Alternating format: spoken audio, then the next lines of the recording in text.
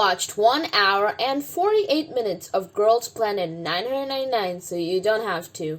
Episode 3. Okay, so wow, we're already at episode 3 of Girls Planet 999, and this is when the Connect mission officially begins. So the episode kind of starts with showing all the rankings of the different cells. The cell that ranked first was Yujin's cell, and I was kind of surprised, but at the same time, not surprised. Like, I don't know how to explain it, but I'm, like, happy.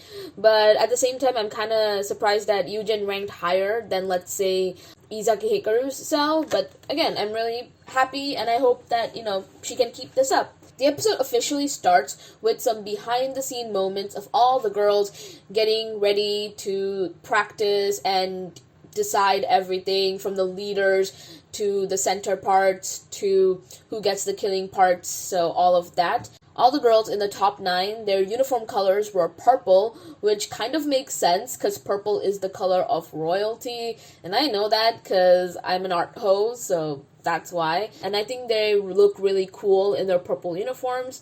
The first team that we get introduced to is obviously the Avengers team of this season, and that is Team 1 for How You Like That. That has most of the top 9 girls. And so all the girls are deciding who is going to get the killing parts, and obviously there are so many aces in this team, so it's not easy to pin down. Then we have Fiesta Team 1, and they were deciding who would get the main vocal part because there are so many great vocalists in that team. And then you had Reina hitting an Ariana Grande note and basically making her claim.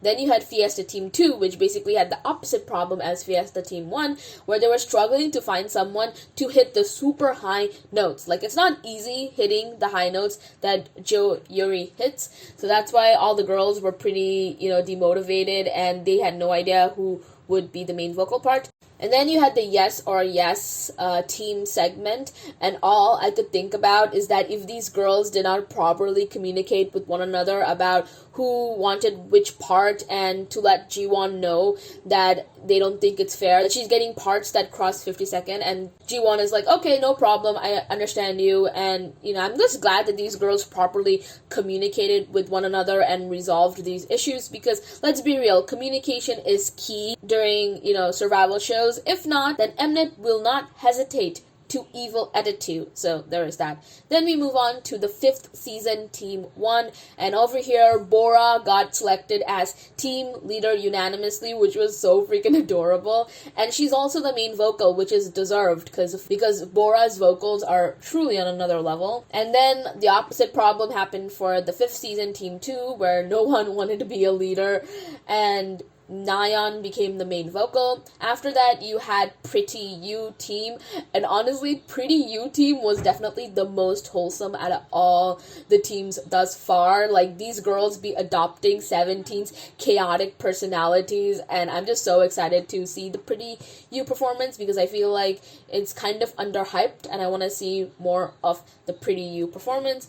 And then Mic Drop team, on the other hand, was pretty demotivated, and that kind of made me sad. But from the previews, it seemed like Mic Drop team might do a good job, so I'm excited for that. Then we move on to the Eve team, and Fu Yanin became the leader, and I just hope that she doesn't diss EXO to motivate her team members this time. Then we had this whole segment about Daeon and how she's been really struggling to get parts in the team, and she just feels really upset and demotivated by this, and that she sees the other girls in the team as her rivals, and it was sad. Like, I kind of understand, but at the same time, I personally believe that everybody in the team should work well as a team. If you see another girl as your rival, then chances are that team will crumble. So I really hope that Daeon kind of overcame that, and so that the entire Eve team can work together well as a team.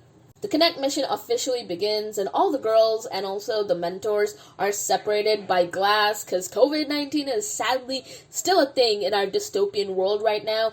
And honestly, Tiffany, oh my god, like, just give me a second to appreciate how beautiful she is. Like, she looks like a black swan, like, so freaking beautiful. And then Yojungu, the host, announces that for 48 girls, this will be the last stage. And damn, that really made me sweat a bit. Like, that many girls getting eliminated at once. Then we had a flashback to the Planet Dance Battle, where each team gets into like this dance battle, and the benefit is the right to decide the performance order. And then Yujin, she was like, well, the order does not matter because we just have to win. And then Yujin basically changed her words later on by saying that we must not go last, and so that really made me laugh as well. And in the dance battle, confusion, gayness, and lots of twerking ensued, so that was entertaining.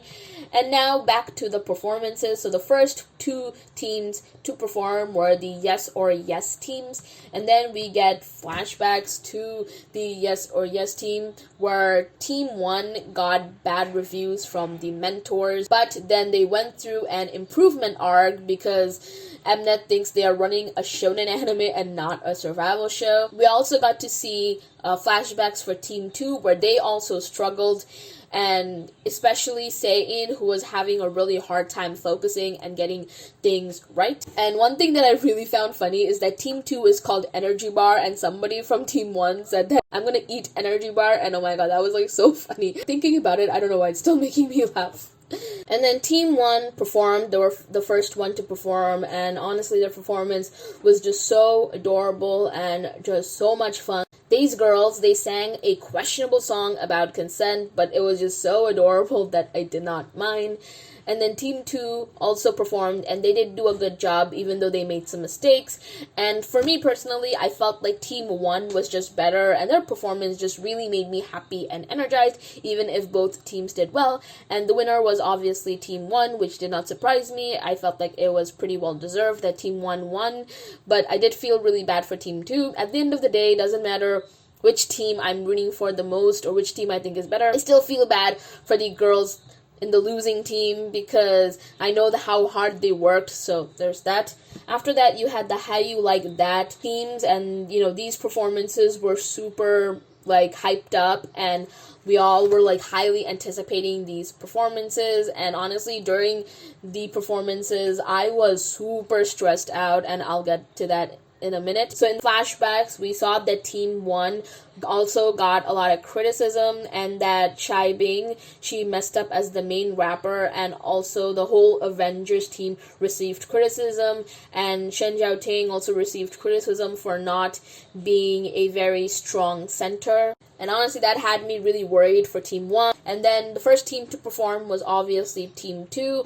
And during the Team 2 performance, there were mistakes that were made, and the judges, they seemed disappointed. However, the standouts in the performance was hands down Dayan and Gia. Like, those two really elevated this performance. Like, Gia bestie, I got my eyes on you, because holy cow, that was wow. Like, I was truly impressed. Then Team 1 performed, and I felt really bad for them as well. And I stand by the statement that Blackpink songs aren't as easy to perform as it seems. So yeah, Team 1 also made some mistakes. I was super stressed whenever they would cut back to the judges' reactions, and they were like obviously disappointed by the performance, and it just made it hard for me to enjoy the overall performance regardless of the mistakes. Regardless of the mistakes, the girls did do a good job. Like Urena, she did a really great job despite the lack of screen time and parts, and some of the other girls also really did a great job as well. And the winner between Team 1 and Team 2 was obviously Team 1.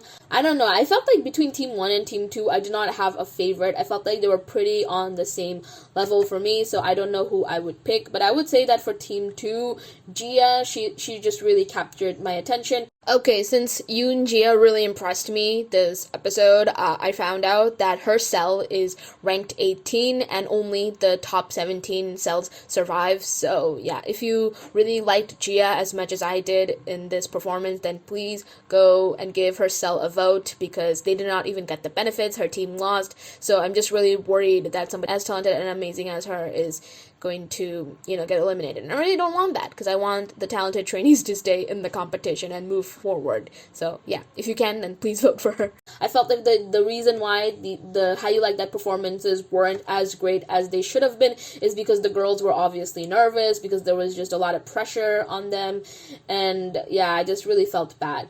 So I'm really excited for episode 4. I'm really looking forward to a lot of the performances. I feel like the performance that I'm the most looking forward to would be Mic Drop, because I saw it in the preview and it looked really, really cool, and I'm really excited for it. I'm also really excited for the 5th season performance and also the Eve performance. So like, I'm really, really excited for those performances. And yeah, let me know in the comment section below which performances you guys are the most excited for. But yeah, that's what you missed on Girls Planet 999.